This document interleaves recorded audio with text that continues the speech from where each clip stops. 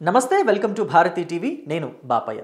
గతంలో ప్రతిపక్షంలో ఉండగా తెలుగుదేశం పార్టీ వాళ్ళ కార్యకర్తల్ని, వాళ్ళ నాయకుల్ని ఎవరైతే ఇబ్బంది పెట్టారో వాళ్ళ విషయాలన్నీ కూడా ఒక బుక్లో రాసుకుంటున్నాము, అదే రెడ్ బుక్ అని చెప్పేసి ఇలా రెడ్ బుక్ని ఎత్తిమరీ చూపించారు ఆ యువనేత నారా లోకేష్. అయితే ఇప్పుడు ఆ రెడ్ బుక్కి సమాంతరంగా మేము కూడా డిజిటల్ బుక్ అనేది ఒకటి తీసుకొస్తున్నాము అని చెప్పేసి వైఎస్ఆర్ కాంగ్రెస్ పార్టీ అధినేత వైఎస్ జగన్మోహన్ రెడ్డి నిన్న డిజిటల్ బుక్ని లాంచ్ చేశారు. ఈ డిజిటల్ బుక్ దేనికి అని అంటే గనక తెలుగుదేశం పార్టీ కార్యకర్తలు కావచ్చు, నాయకులు కావచ్చు, తెలుగుదేశం పార్టీ వాళ్ళ మాటలు విని ఎవరైతే పోలీసు అధికారులు వైఎస్ఆర్ కాంగ్రెస్ పార్టీ వాళ్ళని ఇబ్బంది పెడతారో వాళ్ళ గురించి మొత్తం కూడా డిజిటల్ బుక్లో అప్లోడ్ చేస్తాము. మేము వచ్చిన తర్వాత వాళ్ళ భరతం పడతాం. వాళ్ళు సప్త సముద్రాల అవతల ఉన్నా సరే వాళ్ళని తీసుకొచ్చి శిక్షిస్తామంటున్నారు.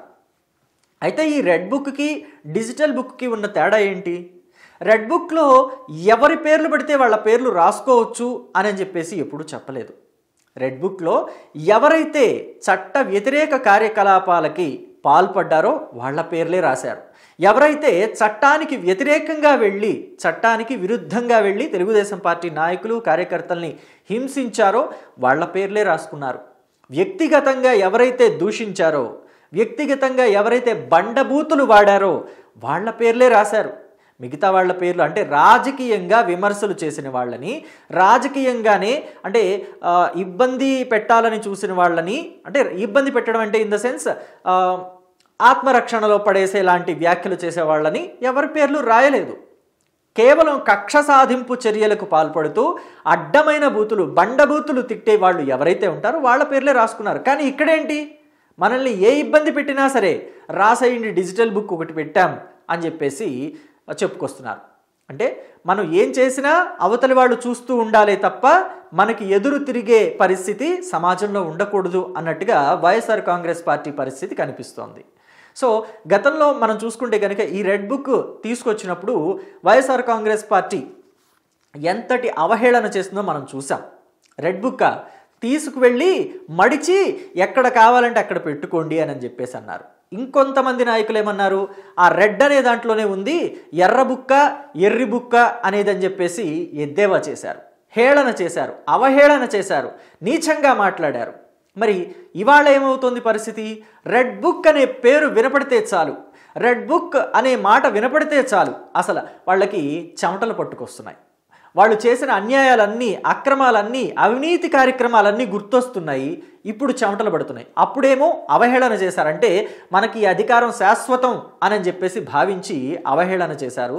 ఇప్పుడు మాత్రం రెడ్ బుక్ అంటే చాలు వణికిపోతున్నారు, హడలిపోతున్నారు. ఆ హడలిపోవటంలో నుంచే మేకపోతు గాంభీర్యంలాగా రేపు మేము అధికారంలోకి వస్తే ఏమవుతుందో తెలుసా అని చెప్పేసి గాంభీర్యం, మేకపోతు గాంభీర్యం కూడా ఒలకబోస్తున్నారు. అయితే ఇప్పుడు డిజిటల్ బుక్ తీసుకురావడానికి కూడా కారణం అదే. సో కార్యకర్తల్లో కొంత బలం నింపాలి, కొంత ధైర్యం నింపాలి, నాయకుల్లో కూడా అసలు ఏమవుతుందో ఏంటో అనే పరిస్థితి, అంటే దారి తెన్ను కనిపించలేని పరిస్థితి ఏర్పడింది. ప్రస్తుతం వైఎస్ఆర్ కాంగ్రెస్ పార్టీ ఆత్మరక్షణలో పడిన పరిస్థితి. ఎందుకంటే ఆ పార్టీ ఆ నాయకులు, ముఖ్య నాయకులు ఎవరైతే ఉన్నారో వాళ్ళందరూ కూడా ఈ లిక్కర్ స్కామ్ కేసులు లేకపోతే ఇతరత్రా కేసుల్లో ఇరుక్కుపోయినటువంటి పరిస్థితి. వాళ్ళు ఒక్కొక్కళ్ళుగా జైలుకు వెళుతున్న పరిస్థితి. చివరికి ఏ రోజు అంటే ఆ బిగ్ బాస్ తలుపు తడతారో, అంటే బిగ్ బాస్ అని ఎందుకు అంటున్నానంటే ఇంకా అధికారికంగా ఆ పార్టీలో పెద్ద తలకాయ పేరు అధికారికంగా బయటకు రాలేదు కాబట్టి నేను కూడా బిగ్ బాస్ అనే వాడుతున్నాను. ఎప్పుడు ఆ బిగ్ బాస్ తలుపు తడతారో తెలియని పరిస్థితి. ఏ రోజైనా ఆ తలుపు తట్టచ్చు, నోటీసులు ఇవ్వచ్చు, చెప్పలేము. సో మొత్తం కూడా తీగంతా లాగుతుంది. డొంక ఏ రోజు కదులుతుందో ఆ రోజు కోట తలుపులు తడతారు, ఖచ్చితంగా నోటీసులు ఇస్తారు. ఆ రోజు మాత్రం డెఫినెట్గా ఆత్మరక్షణలో పడిపోతుంది వైఎస్ఆర్ కాంగ్రెస్ పార్టీ.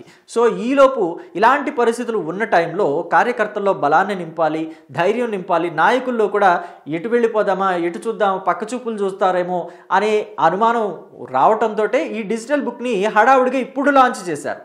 సో అసలు డిజిటల్ బుక్ లాంచ్ చేయాల్సిన అవసరం ఎప్పుడుంది వైఎస్ఆర్ కాంగ్రెస్ పార్టీకి? నిజంగా డిజిటల్ బుక్ లాంచ్ చేయాలంటే ఎప్పుడైతే కొడాలి నానిని అరెస్టు చేస్తారని ఆయన మీద కేసులు పెడుతూ వచ్చారో అప్పుడే లాంచ్ చేయొచ్చు కదా. ఎప్పుడైతే వల్లభనేని వంశీని అరెస్టు చేశారో అప్పుడే అరెస్టు చేసి రిమాండ్కు తరలించినప్పుడే లాంచ్ చేసి ఉండొచ్చు కదా. ఎప్పుడైతే నందిగాం సురేష్ని అరెస్టు చేశారో అప్పుడే లాంచ్ చేసి ఉండొచ్చు కదా. ఎప్పుడైతే పవన్ కళ్యాణ్ మీద అడ్డమైన బూతులు మాట్లాడి రోత మాటలన్నీ మాట్లాడిన వ్యక్తులని అరెస్టు చేశారో అప్పుడే ఈ డిజిటల్ బుక్ లాంచ్ చేసి ఉండొచ్చు కదా. అప్పుడు కాకుండా ఇప్పుడే ఎందుకు లాంచ్ చేశారు? ఇప్పుడే లాంచ్ చేసినా దాని అవసరం ఏంటి, ఎంతవరకు ఉపయోగపడుతుంది? ఇలాంటివన్నీ కూడా చాలా క్వశ్చన్స్ ఉండిపోతూ వస్తున్నాయి. సో ఇంకొక విషయం కూడా చూస్తే, ఈ డిజిటల్ బుక్ లాంచ్ చేశారే కానీ ఇది అంతగా ఏం పని చేయటం లేదట. సో నిన్నటి వరకు ఉన్న సమాచారం, ఈరోజు మరి ఏమైనా లోపాలు ఇవి ఉంటే సరి చేసుకున్నారేమో, వర్క్ చేస్తుందేమో, ఇంతవరకు అయితే నాకు అప్డేట్ రాలేదు. నిన్న లాంచ్ చేసిన టైంలో మామూలుగా చెక్ చేసినప్పుడు మాత్రం ఈ డిజిటల్ బుక్ పనిచేయటం లేదు. ఎప్పుడైతే లాగిన్ అయినప్పుడు మన యూజర్ ఐడి పాస్వర్డ్ ఇలాంటివి అడుగుతుందో, మన కెమెరా యాక్సెస్ ఇలాంటివి అడుగుతుందో, అవన్నీ ఇచ్చినా కానీ ఓటీపీ రావటం లేదని చాలామంది చెప్తున్నారట. అలాగే ఐవీఆర్ వాయిస్తో కూడా, అంటే అందరూ కూడా ఇలాగా లాగిన్ అయ్యి చెక్ చేసి ఈ ఓటీపీ వచ్చి ఆ access, camera access, mic access ఇవన్నీ ఇచ్చి ఇలాగ ఇబ్బంది పడే అవసరం లేకుండా ఐవీఆర్ వాయిస్తో కూడా ఇంకోటి తీసుకొచ్చారట ఈ కంప్లైంట్ చేయడం కోసం. ఈ కంప్లైంట్ చేసిన ఐవీఆర్ వాయిస్ కూడా సరిగా వర్క్ చేయటం లేదు అని చెప్పేసి అంటున్నారు. కొంతమంది వేరే రకంగా కూడా ఎద్దేవా చేస్తున్నారు. ఈ డిజిటల్ బుక్ కనుక కరెక్ట్గా వర్క్ చేస్తే ఫస్ట్ కంప్లైంట్ ఇచ్చేది వైఎస్ విజయలక్ష్మి, ఆ తర్వాత వైఎస్ షర్మిల ఇస్తారు, ఆ తర్వాత నెక్స్ట్ ప్లేసు వైఎస్ సునీత తీసుకుంటుంది అని చెప్పేసి. వైఎస్ విజయలక్ష్మి ఎందుకు కంప్లైంట్ ఇవ్వాలంటే ఆస్తులు ఏవైతే ఇచ్చి మళ్ళీ వెనక్కి తీసుకుంటున్నారో దానికోసం అని చెప్పేసి కోర్టులో తనను ఎందుకు ఇబ్బంది పెడుతున్నారు వైఎస్ జగన్మోహన్ రెడ్డి అని ఆవిడే కంప్లైంట్ ఇస్తారు ఫస్ట్. ఇక షర్మిల అయితే తనకు న్యాయంగా రావాల్సిన ఆస్తుల వాటాల్లో ఎందుకని తనకు న్యాయంగా పంచడం లేదు అని చెప్పేసి అన్న మీదే కంప్లైంట్ చేస్తారని కొంతమంది అంటున్నారు. సో ఇవన్నీ గుర్తుపెట్టుకోవాలి. రాజకీయాల్లో ఉన్నప్పుడు హుందాగా నడుచుకోవాలి. మన భాష బాగుండాలి. బేసిక్గా మన భాష ఎప్పుడైతే బాగోలేదో పరిస్థితులు కూడా బాగోవు మనకి. ఇవన్నీ తెలుసుకుని నడుచుకుంటే నాయకులు బాగుంటారు, నాయకులతో నడిచే కార్యకర్తలు బాగుంటారు, రాజకీయాలు బాగుంటాయి, మన వ్యవస్థ కూడా బాగుంటుంది. దీని మీద మీరేమంటారో మీ అభిప్రాయాన్ని చెప్పండి. Thank you.